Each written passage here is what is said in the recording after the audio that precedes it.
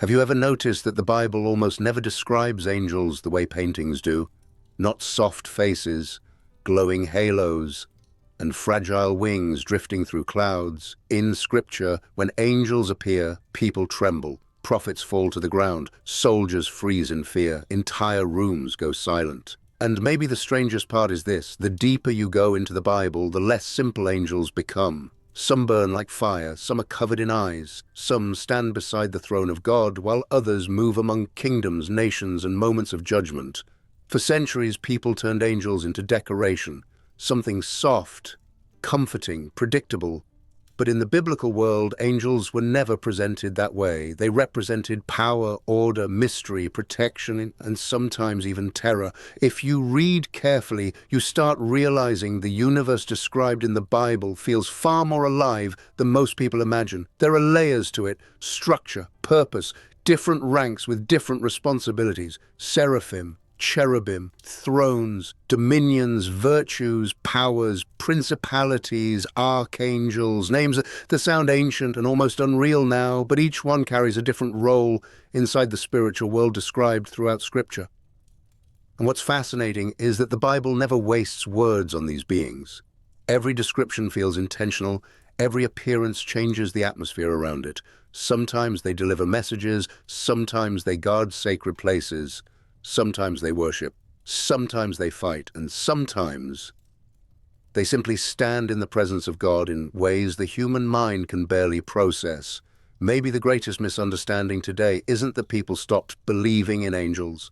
Maybe it's that we stopped understanding what they were meant to reveal in the first place. Because these beings were never supposed to point attention to themselves, they point beyond themselves, towards something infinitely bigger. And tonight, we're going deeper into that world than most people ever do. To understand the 9 types of angels, we first need to let go of one modern assumption: the idea that heaven is simple. The biblical vision of heaven is not empty space filled with floating spirits. It is structured, ordered, alive, with purpose and movement. Again and again throughout Scripture, we see glimpses of a reality operating with intention, hierarchy, and responsibility, and angels exist inside that order. The word angel itself simply means messenger, but not every heavenly being in the Bible is described the same way. Some carry messages to humans, others never interact with humanity at all. Some remain close to the throne of God continuously, others seem connected to nations, authority, protection, or judgment. Over time, especially through passages found in Isaiah, Ezekiel, Daniel, Revelation, and certain New Testament writings, a clearer picture began to emerge. Not complete, never fully explained, but enough to suggest distinct kinds of heavenly beings with different functions. The highest and most mysterious are often described as the seraphim. The prophet Isaiah encounters them in one of the most overwhelming scenes in the entire Bible. He sees the Lord seated on his throne, and around him are these burning beings with 6 wings. With 2, they cover their faces, with 2, they cover their feet, and with 2, they fly. But what matters most is not their appearance. It's their response to God's presence. They cry out continuously, "Holy, holy, holy is the Lord Almighty." Not once, not occasionally, continuously. And the moment they speak, the temple shakes. Think about that for a second. The beings closest to God are not described as powerful warriors first. They are described as overwhelmed worshippers. Even they cover themselves before him. Even they cannot fully gaze upon his glory. There's something deeply humbling about that image. Humanity spends so much time trying to make itself bigger, louder, more important. Yet, the beings nearest to God seem consumed by reverence. And maybe that's part of the reason Isaiah reacts the way he does. He doesn't feel inspired at first. He feels undone. "Woe is me," he says. "I am ruined." Because in the presence of absolute holiness, human illusion falls apart very quickly. Titles disappear. Ego disappears. Pretending disappears. Then one of the seraphim takes a burning coal from the altar and touches Isaiah's lips, not to destroy him, to purify him. That detail matters. The fire surrounding these beings is not random destruction. In Scripture, divine fire often represents purification, revelation, presence, something that burns away what is false. And suddenly the seraphim become more than strange, heavenly creatures. They become symbols of what happens near the presence of God itself. Exposure, cleansing, transformation. But the seraphim are only one part of this world, because elsewhere in Scripture, another group appears repeatedly, and they are nothing like the peaceful angels people imagine hanging on Christmas trees. These are the cherubim. And honestly, if most people encountered the biblical description without context, they probably wouldn't even call them angels. The first time cherubim appear is near the very beginning of the Bible, after Adam and Eve are expelled from Eden. God places cherubim at the entrance of the garden, alongside a flaming sword to guard the way back to the tree of life. Right from the start, they are associated with sacred boundaries. Protection, the separation between fallen humanity and divine holiness. Later, the prophet Ezekiel describes them in terrifying detail. Multiple faces, wings, eyes everywhere. Movement like flashing lightning, creatures so overwhelming that language itself seems insufficient to describe them properly. Ezekiel almost sounds like a man struggling to explain something beyond normal human categories. And maybe that's exactly what's happening. One of the strangest things about the cherubim is that they never seem designed to make human beings feel comfortable. Modern culture turned angels into symbols of emotional reassurance, but the biblical descriptions often do the opposite. They confront people with the reality that the spiritual world is not small, sentimental, or built around human preference. It is vast, ancient, ordered in ways we barely understand. When Ezekiel describes the cherubim, he speaks almost like someone trying to put the impossible into words. Faces looking in different directions at once, wheels intersecting wheels, eyes covering them completely, movement that never turns because it already sees everything around it, fire moving among them, lightning flashing, and through all of it, one repeated idea emerges: awareness. The eyes matter. In Scripture, eyes often symbolize perception, knowledge, vigilance. The cherubim are not distracted beings. They are presented almost like living reflections of divine awareness itself. Nothing hidden, nothing overlooked, and maybe that image unsettles people because deep down humans are comfortable with the idea of a God who occasionally looks away, a God who misses things, a God small enough to fit inside our explanations. But the Bible consistently presents the opposite. There's also something important about where cherubim appear. They guard Eden. They are woven into the design of the Ark of the Covenant. They surround sacred spaces connected to God's presence. Again and again, they stand at the threshold between heaven and earth, holiness and humanity, not because God is cruel, but because Scripture constantly reminds us that divine holiness is not casual. And honestly, modern people struggle with that idea. We prefer spirituality that feels convenient, comfortable, easy to personalize. But biblical spirituality carries weight to it. Reverence, mystery, the awareness that some things are sacred beyond our ability to fully grasp them. The cherubim almost embody that tension. They remind humanity that God is not merely an extension of human imagination. He remains beyond us. And then the Bible introduces another category that feels even more mysterious: thrones. Now, this is where many people begin getting confused because the Bible does not spend long passages describing thrones the way it describes seraphim or cherubim. Much of the understanding surrounding them comes from ancient Christian interpretation, especially from writings attempting to organize the different heavenly orders mentioned across Scripture. But the idea itself comes from passages where heavenly thrones are associated with divine authority, judgment, and governance. The name alone already tells you something. A throne represents rulership, stability, judgment, authority that does not shift with emotion or circumstance. And many theologians throughout history believed these beings reflected the justice and governing order of God himself. Not emotional chaos, not impulsive power, perfect order. It's interesting when you think about how unstable human authority usually is. Kingdoms rise and collapse, governments change, leaders become corrupted, entire societies swing between arrogance and fear within a generation. Human power is fragile because human beings themselves are fragile. But the biblical picture of heaven presents authority very differently. Not temporary, not insecure, not dependent on popularity. There's a quiet comfort in that, especially in times where the world feels unpredictable. The Bible never denies the existence of chaos on earth. Wars happen, empires fall, people suffer. But behind all of it, Scripture repeatedly points toward a deeper order still operating beyond human vision. That's part of why scenes from Revelation feel so overwhelming. John constantly describes worship happening around the throne of God. Not panic, not disorder, worship. Heaven is never portrayed as nervous, even during judgment, even during upheaval. There is movement, power, and holiness, but never confusion.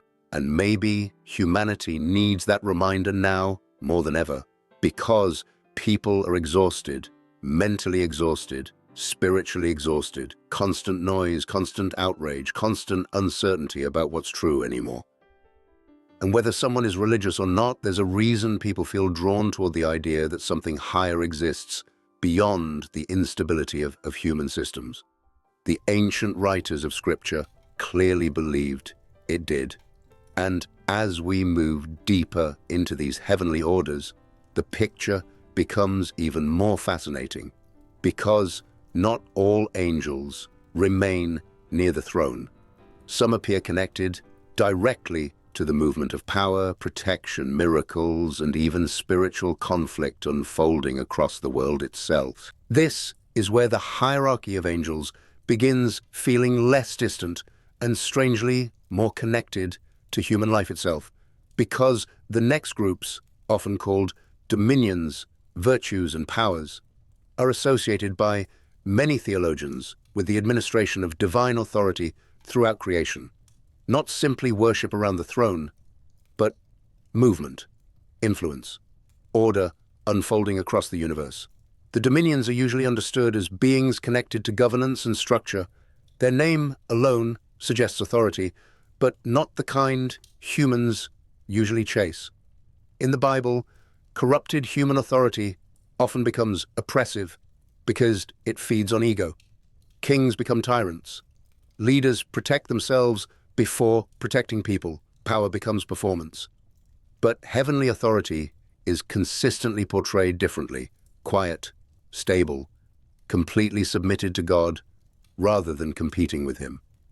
That difference matters, because one of the deepest human temptations is the desire to control. People want certainty, control over outcomes, over relationships, over the future. And when life starts slipping beyond our grasp, fear takes over very quickly. But the biblical picture of divine order suggests something humanity struggles to accept. We were never carrying the universe in the first place. The dominions symbolize delegated authority that remains aligned with something higher. Authority without arrogance, strength without insecurity. And honestly, that idea feels almost foreign today. Then come the virtues. Sometimes associated with divine energy, miracles, courage, and the sustaining force behind creation itself, ancient writers often connected them with moments where heaven's power touches the physical world. Not random magic, not fantasy, but divine action moving through reality. And maybe that's why certain moments in Scripture feel charged with something difficult to explain rationally. Seas parting, fire descending, prison doors opening, strength appearing in impossible situations. The Bible never presents miracles as entertainment. They happen at moments where human limitation becomes undeniable. But here's what's fascinating. Miracles in Scripture rarely remove struggle instantly. People still walk through deserts. Prophets still feel fear. The disciples still panic during storms. Even after witnessing miracles, human beings continue wrestling with doubt, exhaustion, and uncertainty. And that feels incredibly honest, doesn't it? The Bible never paints faith as emotional perfection. It paints faith as persistence inside uncertainty. But that's probably why these heavenly beings resonate so deeply with people even now. Because, whether someone admits it or not, most adults carry invisible battles. Anxiety nobody sees, grief that never fully leaves, questions they push down during busy days but hear again late at night when everything becomes quiet. People want to know there's meaning underneath the struggle, not easy answers. Meaning. And then there are the powers. This category becomes especially intense because many ancient interpretations connect the powers with spiritual warfare and resistance against evil, not cartoon versions of good versus evil, something much more serious, much more sobering. And the Bible repeatedly suggests that reality contains spiritual conflict beyond human perception. In Ephesians, Paul writes that our struggle is not against flesh and blood. That line has echoed through centuries because it touches something people instinctively recognize. Human conflict often feels deeper than surface-level disagreements. Fear spreads faster than logic. Hatred multiplies. Corruption infects entire systems. Violence repeats itself through generations. The Bible does not reduce evil to mere human mistakes. It presents evil as something active, distorting, consuming, and the powers are often described as beings resisting that darkness. Now, it's important not to drift into fantasy here. Scripture remains surprisingly restrained in many of these descriptions. It acknowledges spiritual conflict without obsessing over it. That balance matters, because throughout history, people either ignored the spiritual dimension entirely or became consumed by fear of it. The Bible does neither. Instead, it consistently redirecting its attention back toward trusting God rather than fascination with darkness. Still, there's something deeply moving about the idea that unseen resistance against evil exists constantly. That goodness is not weak, that light is not passive, that even when humanity feels overwhelmed by violence, greed, deception, or despair, the story is larger than what appears on the surface. And maybe that's part of why these ancient ideas still survive after thousands of years, because human beings sense that reality is more than material survival. We feel it during moments of awe, during grief, during love, during silence. As the hierarchy continues, the next order becomes even more connected to human history itself. These are the principalities, and among all the angelic ranks, this may be one of the most unsettling to think about because principalities are often associated with nations, cities, rulers, and the spiritual dimension behind earthly civilizations. That idea sounds strange to modern ears at first, but when you read the book of Daniel carefully, you begin noticing something unusual. Daniel describes angelic conflict connected not just to individuals, but to entire kingdoms. One passage speaks about the Prince of Persia resisting a heavenly messenger for 21 days until Michael the Archangel intervenes. Later, another spiritual prince connected to Greece is mentioned.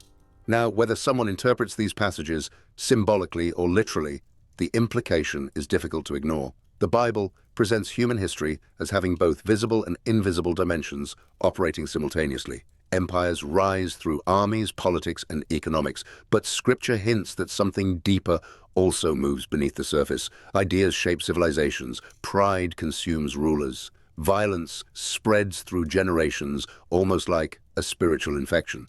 Entire cultures drift toward justice or corruption over time.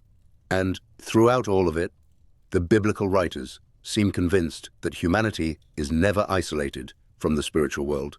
Honestly, when you look at history, that idea feels less irrational than people assume. How many civilizations collapse not simply because of external enemies, but because something rotted internally first? Greed, arrogance, moral decay, obsession with power, Rome, Babylon, countless others. Human beings often destroy themselves long before enemies finish the job.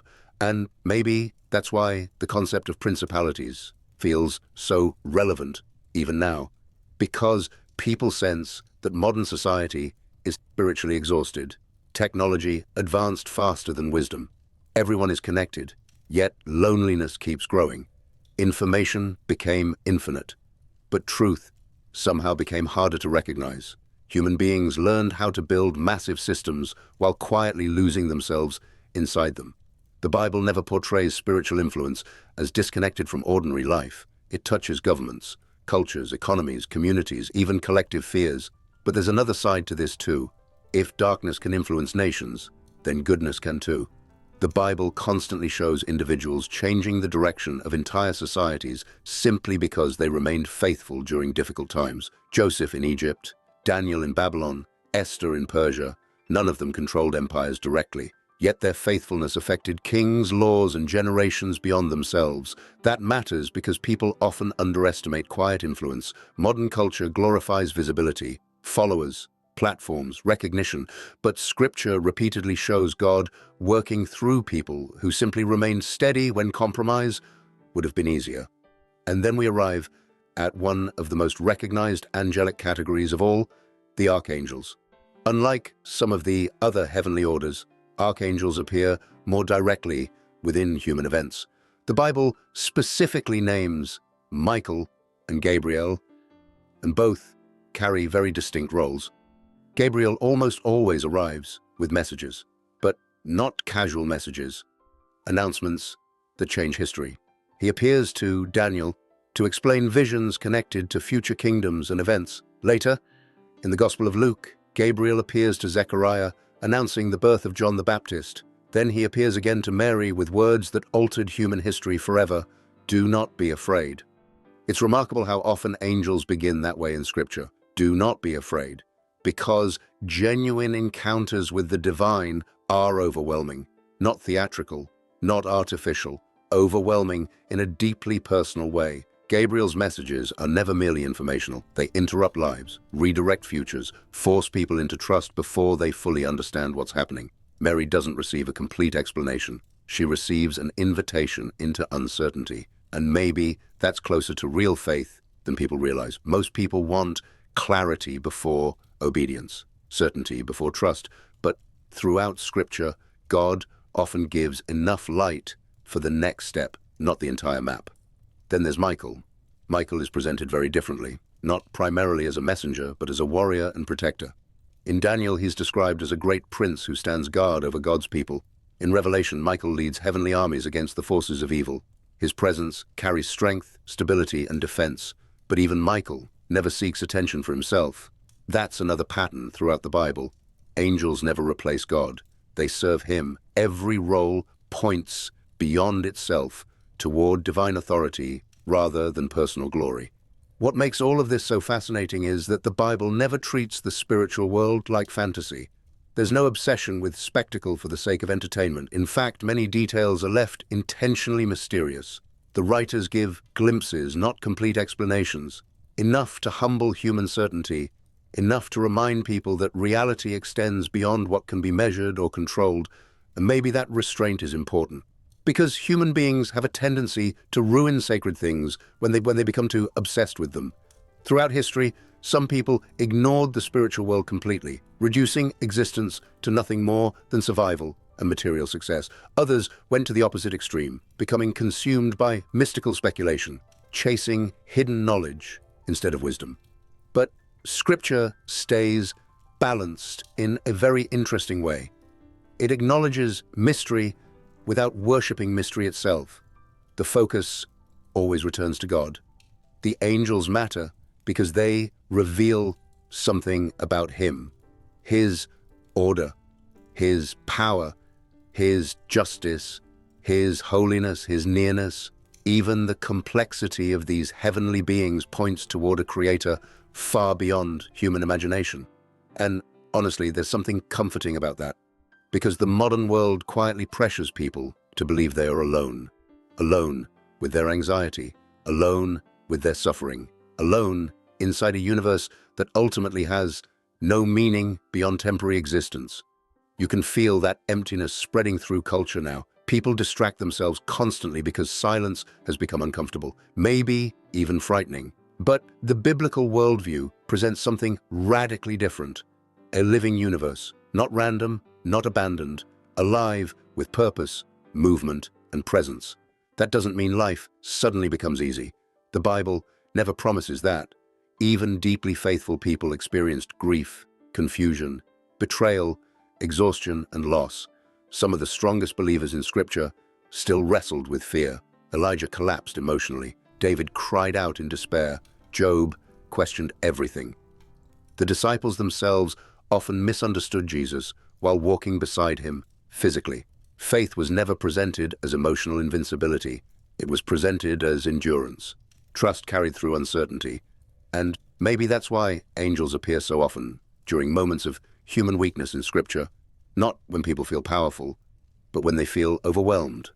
Hagar alone in the wilderness, Daniel in exile, Elijah exhausted beneath a tree, Joseph confused about the future, Mary afraid, the shepherds trembling in the dark.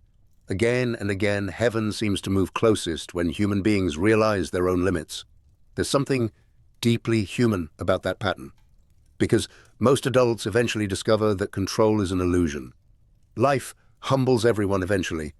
Plans fail, bodies age, relationships fracture, people lose things they thought they could never lose. And somewhere inside all of that, many begin asking deeper questions than they did when life felt easier. Questions about meaning, questions about eternity, questions about whether goodness actually survives in the end. And this is where the hierarchy of angels becomes more than ancient theology. It becomes a reminder that reality may be far bigger than human despair allows us to believe. That unseen order still exists even when earthly systems feel chaotic. That holiness still exists even when corruption feels overwhelming. That goodness is not weak simply because evil is loud.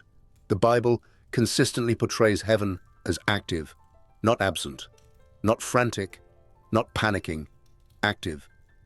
That image matters today because fear dominates modern life in subtle ways. Fear about the future, fear about money, fear about health, fear about being forgotten, fear about whether anything people build will actually last. Humans learned how to appear connected while quietly becoming spiritually isolated.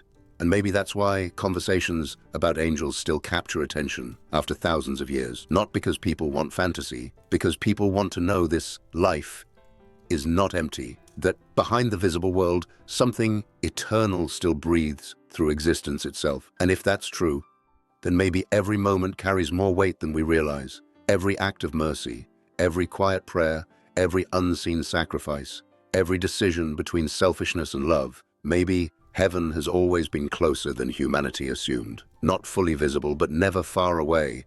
And if you're still here with me at this point in the video, I want to invite you to subscribe to the channel and stay with us for these conversations every day. Honestly, the fact that so many people are still searching for deeper meaning in a noisy world says something important. Maybe people are more spiritually hungry than they admit. Maybe beneath all the distractions, there's still this quiet part inside us that knows there has to be more than just waking up, surviving, scrolling, sleeping, and repeating the same cycle again tomorrow. And maybe that's part of why the subject of angels never truly disappears. Not because people are fascinated with strange creatures in the sky, but because angels remind humanity of something larger than itself. They remind us that the Bible describes existence as layered, seen and unseen, temporary and eternal happening at the same time. What's interesting is that the closer these heavenly beings are to God, the less attention they seem to seek for themselves. The seraphim worship, the cherubim guard holiness, the thrones reflect divine order, the dominions govern without ego, the virtues carry strength, the powers resist darkness, the principalities stand connected to nations and history. The archangels deliver messages and protection. Every role points away from self-glory and towards something infinitely greater. That alone feels almost opposite to modern culture. Today, everything pushes people towards self-exaltation. Build your image. Protect your brand. Become unforgettable. But the Bible consistently presents true greatness differently.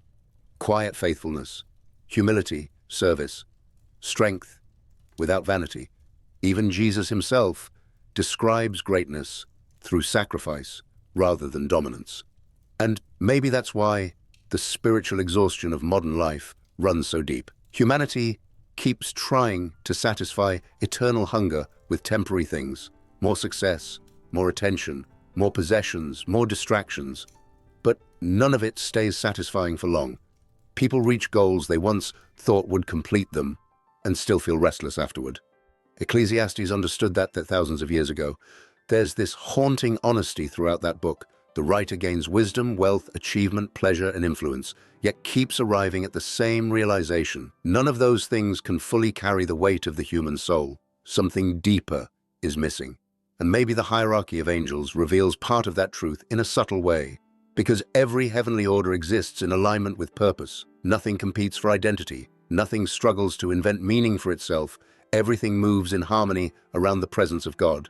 Human beings, meanwhile, spend enormous amounts of energy trying to become their own center, trying to define good and evil personally, trying to construct meaning individually, trying to carry burdens they were never designed to carry alone. And eventually, exhaustion follows. Not immediately, sometimes it takes years, but eventually people begin realizing that endless self-focus cannot sustain a human life spiritually. That's why moments of awe matter so much.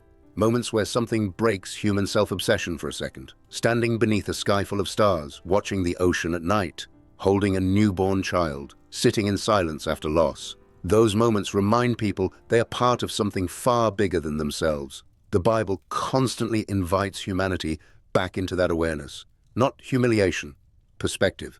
And maybe that's what the angels represent more than anything else. Perspective. A reminder that heaven is not empty, that holiness still exists, that evil does not reign forever, that human history is not unfolding unnoticed, and that beyond all the noise of this world, there remains a throne that does not shake. Maybe that's the real reason these descriptions of angels survived for thousands of years, not because humanity needed more fantasy, but because deep down people sense there is something incomplete about the purely material version of life. We work, build, consume, worry, age, lose people we love, watch years disappear faster than we expected. And somewhere in the middle of all that, a quiet question keeps returning. Is this really all there is? The Bible answers that question in a very unusual way, not with endless explanations, not with philosophical systems that remove mystery. Instead, it opens small windows into a reality far larger than human understanding, a reality where heaven is alive with worship, purpose, movement, justice, and presence. The seraphim burn before holiness. The cherubim guard what is sacred. The thrones reflect divine authority. The dominions carry order. The virtues sustain strength and wonder. The powers stand against darkness. The principalities move through the rise and fall of nations. The archangels deliver messages that change history. And through all of them, one truth echoes quietly underneath everything else. Human beings were never alone. That doesn't mean life becomes painless. Even Scripture never promises that. People still grieve, still doubt, still walk through seasons where God feels distant and silence feels heavy. But the biblical vision of reality insists that silence is not absence, that unseen things are still moving beyond human perception, that eternity exists even when earthly life feels fragile and temporary. And honestly, maybe that changes the way we live. Maybe it changes the way we treat people, the way we handle suffering, the way we think about power, success, pride, and fear. Because if heaven is real, if holiness is real, if eternity is real, then every human life carries weight far beyond what modern culture usually admits. Every act of mercy matters, every choice matters, every soul matters, and maybe that's why the most powerful moments in Scripture are often the quietest ones. A whisper to Elijah after the storm, a frightened girl hearing, "Do not be afraid," shepherds standing beneath a night sky, a stone rolled away in silence before sunrise. God rarely competes with noise. He speaks into it. And maybe tonight, after hearing about these heavenly beings and the world beyond the visible one, the most important thing is not memorizing 9 categories of angels. Maybe it's simply remembering that the universe is far more sacred than we often allow ourselves to believe, that your life is not random, that goodness is not meaningless, that darkness is not ultimate, and that somewhere beyond everything humanity builds, destroys, fears, and forgets, there is still a throne that remains unmoved. If this video stayed with you, subscribe to the channel and walk with us in the next ones. And if someone came to your mind while listening to this, share this video with them too. Sometimes people are carrying questions they don't know how to ask out loud. And before you leave, I'd really like to hear from you. Which of these angelic orders fascinated you the most? And what subject should we explore next? Because the deeper you look into Scripture, the more you realize the silence between the verses is often just as profound as the words themselves.